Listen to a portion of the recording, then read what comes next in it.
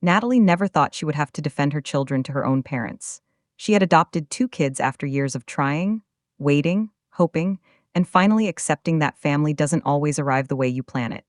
It arrives the way it's supposed to. And when she held those children for the first time, she felt something so complete and so certain that the word real never once crossed her mind as a question. But her parents had a different definition of real. They were polite about it at first, the way people are polite about things they haven't decided to say out loud yet. A little distance at holidays. A slight difference in how they spoke to her children compared to her sister's biological kids. Small things. Things Natalie told herself she was imagining. She wasn't imagining anything. It came out on a Sunday afternoon in her own living room. Her mother used the phrase not real blood like it was simply a fact being stated, neutral, obvious, not particularly cruel. Her father didn't correct her. Just sat there in the chair he always sat in and looked at the floor. Natalie didn't scream, didn't cry, didn't ask them to leave. She picked up her phone and sent one message. What that message set in motion took 3 weeks to fully land. But when it did, her parents felt every single word of it. She didn't yell, she didn't cry. She sent one message, and it changed everything. Subscribe and ring that bell, because what happens when that message lands is something nobody in that family was prepared for. My name is Natalie Brennan. I'm 35 years old and I live in Columbus, Ohio. I have two children, Caleb, who is 8, and Maya, who is 6. They are funny and loud and exhausting in the best possible way, and they are the clearest, most certain thing in my entire life. I adopted them both, Caleb when he was 3, Maya when she was 18 months old. People sometimes ask me what that journey was like, and I never quite know how to compress it into the length of an answer that fits normal conversation. What I can say is this. The moment each of them became mine, there was no version of the word family in my vocabulary that didn't have them at the absolute center of it. The decision to adopt didn't arrive suddenly. It came after years of a different kind of hoping, the kind that lives in waiting rooms and test results and conversations with doctors that start with unfortunately. I won't detail all of it because that story belongs to me in a way I'm not ready to share completely. What matters is that at the end of those years, I made a choice that felt less like giving up on one thing and more like finally walking toward another. The adoption process was long and demanding, and there were moments of doubt that I sat with alone at night. But the morning I brought Caleb home and the afternoon Maya came through my front door, both of those moments confirmed something I already knew. I had arrived exactly where I was supposed to be. My parents' initial reaction was warm. My mother cried at the hospital when she first held Caleb, real tears, genuine emotion, the kind of response that made me release a breath I had been holding for months. My father held him carefully and smiled with his whole face. At the surface, everything looked exactly like what I had hoped for, but there was something underneath the warmth that I registered without being able to name it immediately. A slight tentativeness. A particular care in how they chose their words around the adoption itself, like they were navigating something they hadn't finished deciding how they felt about. I told myself it was an adjustment, that it would settle. That love sometimes needed time to find its full shape. I gave them both without reservation. My sister Jenna has 2 biological children, a boy and a girl close in age to Caleb and Maya. The first Christmas after both my adoptions were finalized, we all gathered at my parents' house and I watched. I didn't intend to watch with that kind of attention. It wasn't a test I set up consciously. But something in the room kept drawing my eyes to the comparisons I wasn't looking for. The way my father scooped up Jenna's son spontaneously and carried him laughing through the house. The way my mother talked to Jenna's daughter with a natural, easy warmth. Then the way those same interactions happened with Caleb and Maya, present, appropriate, but somehow more considered. Be more careful. Like affection that had to be reminded to show up rather than affection that simply did. I gave it time. More time than I should have. 18 months of telling myself that bonds develop differently between people and that my parents were trying in their own way, and that the subtle differences I kept noticing would eventually disappear as familiarity grew. I invited them over consistently, created opportunities for them to be with Caleb and Maya in low-pressure settings, backyard afternoons, simple dinners, school events where showing up was the only requirement. Sometimes it felt like the gap was narrowing. Then there would be another gathering with Jenna's family, and I would see it again, that specific difference in quality of presence, and the optimism I had carefully maintained would take another quiet hit that I absorbed and didn't speak out loud. Caleb asked me on a Thursday evening in October why Grandma hugged Jenna's kids longer than she hugged him. He said it matter-of-factly, the way 8-year-olds state observations that devastate adults, while he was eating cereal at the kitchen counter after school. I kept my face completely steady. I told him that different people show love in different ways and that Grandma loved him very much. He nodded and went back to his cereal like the answer had satisfied him. I turned toward the sink so he wouldn't see my face and stood there with the water running for a moment. Maya was drawing at the table behind us completely unaware. I stood at that sink and made a decision that I wasn't ready to act on yet, but that had just become inevitable. My parents came for Sunday lunch in November. It was ordinary in every way until it wasn't. The kids were in the backyard, and my parents were sitting in the living room, and my mother was talking about Jenna's upcoming pregnancy announcement and how excited she was about another grandchild joining the family. And then, in the same conversational tone, without any apparent awareness that what she was about to say was different in kind from everything preceding it, she said that of course it would be nice to have another child who was real blood. Like the words were simply true and stating them was simply honest. My father looked at the floor. I looked at my mother. The backyard sounds, Caleb and Maya laughing at something, came through the window and sat in the room with all three of us. My parents stayed another 20 minutes after my mother said those words. 20 minutes of ordinary conversation that somehow continued moving forward like nothing had shifted permanently in that room. I smiled. I refilled my coffee. I walked them to the door and said goodbye with the same warmth I always did. Then I closed the door and stood in my hallway with my back against it and just breathed. The kids were still in the backyard. I could hear Maya singing something to herself, that tuneless happy sound she made when she was completely content. I stood there listening to it and letting the full weight of what my mother had said settle into something I couldn't soften or explain away. Not real blood, said like the weather, said like a fact. I called my best friend Renee after I put the kids to bed that night. I sat on my bedroom floor with my back against the bed and told her everything: the conversation, my mother's tone, my father's silence, the 20 minutes afterward that somehow continued like normal. Renee listened without interrupting until I finished. Then she asked me to repeat exactly what my mother had said. I did. Hearing myself say the words out loud in my own voice made them more real and simultaneously more unacceptable than they had felt while they were still just living in my head. Renee was quiet for a moment. Then she said, "Natalie, you know exactly what you need to do." I did know. I just needed one more night before I did it. I started making careful calls the next morning. Quiet conversations with relatives I trusted: my Aunt Carol, my cousin Bridget, a family friend who had known my parents for 30 years. What I discovered over those 3 hours of conversations was the thing that transformed hurt into something colder and more clarifying. This was not a slip, not an unguarded moment revealing a feeling my mother hadn't examined. Multiple people confirmed they had heard versions of the same sentiment from my parents in various forms over the previous 2 years. At holiday gatherings, in private conversations, expressed as concern, as honesty, as simply stating how things were. And not one person had called them on it directly. Not one person had picked up the phone and told me what was being said about my children. Jenna called me that same afternoon, which told me the family grapevine had already started moving.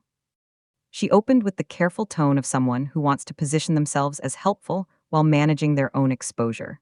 Within 4 minutes, she had admitted she had known about my parents' feelings regarding the adoption for over a year. She said she hadn't said anything because she didn't want to cause drama. She said she kept hoping my parents would come around on their own. She said she thought it wasn't her place. I listened to every explanation without interrupting. When she finished, I asked her one question: whether she would have stayed silent if someone had been saying those things about her children. The line went very quiet. She didn't answer. That silence was its own answer entirely. After I put the kids to bed, I sat in the doorway of their shared room for a while. Caleb was already asleep, one arm thrown over his head the way he always slept, completely relaxed. Maya had her stuffed rabbit tucked under her chin and was breathing in that slow, deep way that meant she was fully under. I sat in that doorway and looked at them for a long time. These were my children, not conditionally, not partially, not in any qualified or asterisk sense of the word. Completely and without reservation mine, and I was theirs in exactly the same way. Whatever my parents had decided about bloodlines and real family had nothing to do with what existed in that room. I stood up and made my decision completely. I thought through every option carefully. I could call my parents and have the direct conversation, but I had learned that direct conversations with my mother had a way of becoming negotiations where the goalposts moved until I ended up managing her feelings about a situation she had created. I could say nothing and simply create distance, but silence had already been tried by everyone around me for 2 years, and it had changed nothing. I could involve a therapist or a mediator, But this wasn't a misunderstanding that needed professional untangling. What my mother had said was clear. What it meant for my children was clear. What I needed was a response that was equally clear, and that could not be privately managed or quietly redirected. I needed something that stayed in the room. I sat at my kitchen table at 11 o'clock that night with my phone in my hand. The house was quiet. Both kids are asleep. The Columbus streets outside making their usual soft nighttime sounds. I opened my messages and created a new group. I added every member of my extended family, aunts, uncles, cousins, family friends who had been part of our lives for decades. People who had been at every holiday, every birthday, every gathering where my children had sat at those tables and been loved with conditions nobody announced out loud. I typed the message carefully, read it twice, made one small edit. Then I pressed send and set my phone face down on the table and sat in the quiet for a moment before going to bed. Some things don't need to be watched to work. The group had 41 people in it. I had never messaged the entire extended family simultaneously in my life. Not for birthdays, not for announcements, not for anything. So when that notification landed on 41 phones at 11:15 on a Sunday night, people opened it. The message was not long. It didn't need to be. I stated clearly and without emotional language that my parents had expressed in my home that day that my children were not real blood and therefore not fully part of the family. I said I was sharing this not to create conflict, but because I believed the people who sat at the same tables as my children deserved to know what had been said about them by the grandparents in the room. After stating what happened, I outlined what I had decided. The message said that my children would no longer attend family gatherings where their belonging was considered conditional or partial in any way. That I would not be asking my parents to feel differently than they felt. I had no control over that. But I did have complete control over what environments I brought Caleb and Maya into, and I was exercising that control effectively immediately. I said this was not an ultimatum directed at the wider family. Everyone was free to maintain whatever relationship they chose with my parents. But I needed everyone to understand why my children and I would be making different choices about which gatherings we attended going forward. Then I said one final thing that I knew would land differently than everything before it. The final paragraph of the message was the one I had rewritten most carefully. It said simply that any family gathering, holiday, birthday, milestone, or ordinary Sunday, where my parents' position on my children's place in the family remained unchanged, would be a gathering my children would not attend. Not as punishment, not as manipulation, as protection. I was their mother, and protecting them from environments where they were considered less than fully family was the most basic thing I could do. I said I loved my extended family, and I hoped those relationships would continue and grow. But I needed everyone to understand that my children came first, completely, always, without exception, and that this was not something I was willing to revisit or negotiate under any frame. I had turned my phone face down, but I could feel it vibrating against the table within minutes of sending. When I turned it over, the responses were already stacking. My cousin Bridget, who had told me that morning she had heard my parents say similar things before, sent a long message of unequivocal support that made me exhale slowly. My Aunt Carol called instead of texting, which was very her, and left a voicemail that I listened to twice. There were relatives I hadn't spoken to in years who responded with a directness that surprised me. And there were others, closer ones, people I had expected more from, whose responses were carefully worded in the particular way that means someone is trying to stay neutral in a situation that doesn't deserve neutrality. My mother called at 11:47. I watched her name on the screen until it stopped. My father called at midnight, also watched, also unanswered. My mother called again at 12:15 and then sent a text that I read but did not respond to. The text said she needed to explain and that things had been taken out of context and that she would never intentionally hurt anyone. I set the phone down and noticed something interesting about my own state. I wasn't angry. I wasn't sad. I was remarkably calm in the way that people get when they have finally done the thing they should have done, and the doing of it has removed a weight rather than added one. I turned off my lamp and went to sleep at 12:30. I slept better than I had in months. Aunt Carol came to my house the next morning, drove 40 minutes without calling ahead, which meant she had something she needed to say in person. I made coffee, and we sat at my kitchen table while the kids were at school. She told me something about my parents' history that I hadn't known. My mother had grown up in a family where bloodlines were discussed explicitly as the boundary of real obligation, where cousins who were adopted or step-related were treated with warmth, but a specific category of warmth that was always slightly separate from the warmth extended to the biological family. My mother had inherited that framework so completely that she likely didn't experience it as a belief system at all. She experienced it as simply how things were. Carol said that doesn't make it acceptable, but it might help you understand what you're actually dealing with. I sat with what Carol told me through the rest of that day and into the evening. I thought about my mother not as the woman who had said something unforgivable in my living room, but as someone who had absorbed a framework so deeply it had become invisible to her, which was somehow both more understandable and more complicated than simple cruelty would have been. Simple cruelty has a clear response. Inherited blindness requires something different. It requires someone to hold up a mirror large enough and close enough that the person cannot look away from what they're seeing. My parents had not yet looked in that mirror. The message had started the process. But I understood by morning that the next step required something more personal than a group text. It required consequences they could actually feel. Thanksgiving had always been at my parents' house. 23 consecutive years of the same drive, the same table, the same dishes arranged in the same order on the same countertop. This year I stayed home. I cooked in my own kitchen with Caleb sitting on the counter handing me things I didn't always need handed to me, and Maya arranging the napkins in elaborate folds she had learned from a video and abandoned halfway through in favor of a simpler design.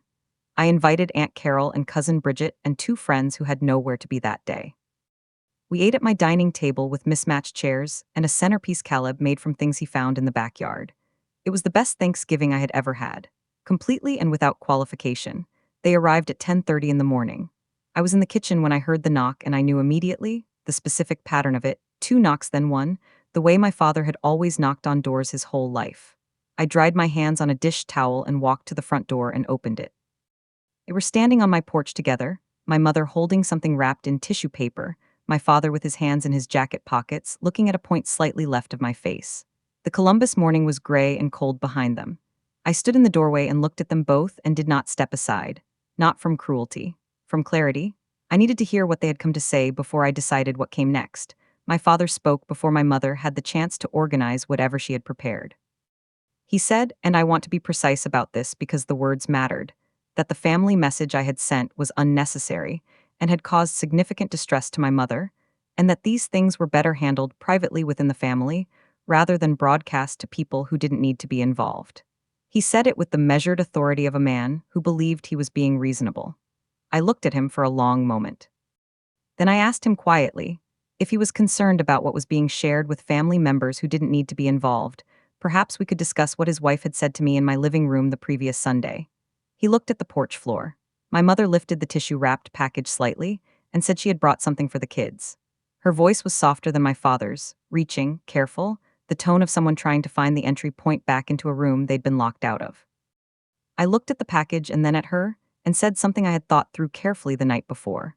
I told her that Caleb and Maya didn't need gifts. They needed grandparents who considered them fully family without condition or qualification. I said that arriving at my door with wrapped presents was a kind gesture, but it wasn't repaired, and I needed her to understand the difference between those two things before we could have any conversation about what came next. She lowered the package slowly. Word had moved through the family, the way it always does, quickly, and with the particular momentum of something people have opinions about. By the week after Thanksgiving, 3 of my parents' siblings had called them directly to express varying degrees of concern about what had been said in my living room. My Uncle David, my father's older brother, the person my father respected most in the world, had a private conversation with my father that I only learned about secondhand. 2 of my cousins declined the main family Christmas gathering, citing the situation explicitly in their responses to the invitation. My parents had expected the message to create a moment of discomfort that would pass. They were discovering it had created something with considerably more staying power than a moment. My mother called me on a Wednesday evening, a call I answered this time because I had decided that unanswered calls had served their purpose and further silence would tip from boundary into avoidance. She said something that told me she was beginning to understand the actual shape of what had happened. She said she hadn't realized how many people would respond the way they had. She said she hadn't understood that what she'd said would travel that far or land that heavily with people outside our immediate family. I listened and then said something gently but directly, that what she had described was not a communication strategy problem. The message had traveled because what she said was something people recognized as serious. The response reflected the weight of the words, not the size of the group chat. My father's final attempt to reach me before his letter came through Jenna. She called on a Friday afternoon with that careful intermediary energy, The tone of someone carrying a message they've been asked to deliver, but aren't entirely comfortable with. She said my father wanted me to know he had been doing a lot of thinking, that he recognized something had gone wrong, that he didn't know how to say what he needed to say directly to me yet, but that he was working toward it. I thanked Jenna for calling. Then I told her gently that I needed to hear from my father himself, in his own words, chosen by him, delivered directly to me. That the path back into my children's lives ran through me and only through me, and that I would be waiting. It arrived in a regular envelope with my father's handwriting on the front. Not a card, not a printed document. Handwritten pages, 3 of them, folded carefully in thirds the way his generation folded letters. I found it in my mailbox on a Thursday morning after dropping the kids at school. I stood on my porch in the cold Columbus air and looked at the handwriting for a moment before opening it. My father had not written me a letter since I was 12 years old and away at summer camp. The fact that he had chosen this form, slow, deliberate, irreversible in a way that a phone call isn't, told me something before I had read a single word inside. I went back into the house and sat at the kitchen table and opened it carefully. He didn't open with an excuse. That was the first thing I noticed. No preamble about intentions or context or how much he loved me before getting to the difficult part. He opened with the words, "What your mother said in your home was wrong." 4 words into the letter, and he had already gone further than anything said on my porch at Thanksgiving. He wrote that he had sat with silence in that living room when he should have spoken, and that his silence was its own statement, and he understood that now. He wrote that Caleb and Maya were his grandchildren, not with qualifications, not with the careful language of someone managing their own discomfort, but plainly and completely. He said he wanted the chance to show them that rather than simply write it. He asked only for the opportunity. Not forgiveness yet, just the door. She came alone 2 days after the letter arrived. Saturday morning, early enough that the kids were still in pajamas eating breakfast. I saw her car pull up from the kitchen window, and I watched her sit in it for almost 2 full minutes before she got out, which told me she had been gathering something before she knocked. When I opened the door, she was standing with her hands at her sides. No package, no prepared warmth arranged on her face, just a woman who looked like she had been sitting with something heavy for 3 weeks and had finally decided the only way forward was through. She asked if she could come in. I looked at her for a moment. Then I stepped aside. Not all the way. Enough. The rest she was going to have to earn. We sat at the kitchen table, the same table where I had sent the message 3 weeks earlier. I told her what I needed clearly, and without softening the edges of it. I needed her to understand that Caleb and Maya were not partially family, or conditionally family, or family, in a category adjacent to, but distinct from biological grandchildren. They were her grandchildren completely, or this conversation was the last one we would have about re-entry.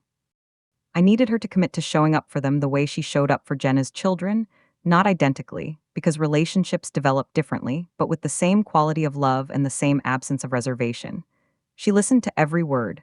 Then she said yes. No negotiation, no qualification, just yes. The first gathering that included my parents again was a small dinner at my house 6 weeks later. I had kept it intentional, just us, no extended audience, no performance pressure for anyone. My father arrived with a specific kind of quiet focus that I recognized as him being deliberate about something. After dinner, while I was in the kitchen, he sat on the living room floor with Caleb and Maya and their collection of building blocks and just played. Not performatively, not the self-conscious effort of someone trying to demonstrate something. Just a grandfather sitting on the floor building something with his grandchildren, because that was what they were doing, and he wanted to be part of it. I stood in the kitchen doorway and watched for a moment, and then turned back to the sink before anyone saw my face. The relatives who had stayed carefully neutral during the years of subtle exclusion started showing up differently. Cousin Bridget began including Caleb and Maya in messages and milestone acknowledgments in ways she hadn't before, small things, consistent things, the kind of inclusion that builds something real over time. My Uncle David made a point of calling me directly and asking about the kids by name with the genuine curiosity of someone actually wanting to know. Even the relatives who had sent carefully worded neutral responses to my message started treating my children with a warmer, more deliberate presence at gatherings. Something the message had done was make the invisible visible, and once people could see it clearly, most of them didn't want to keep standing in it. It was a Sunday evening in January. Cold enough that their breath made small clouds in the backyard air, but not cold enough to bring them inside, not according to Caleb, whose threshold for outdoor temperature was a constant source of negotiation between us. I was sitting on the porch wrapped in a blanket with a cup of coffee watching them. Maya was trying to teach Caleb a clapping game she had learned at school with the focused seriousness she brought to things that mattered to her. Caleb was deliberately getting it wrong to make her laugh, which was working perfectly. I sat there and watched them and felt something settle in my chest so completely and so finally that it was almost physical. I had protected them. That was the whole thing. That was all of it. I had protected them, and they were here laughing in the January cold, and everything else had arranged itself around that one true fact exactly as it was supposed to.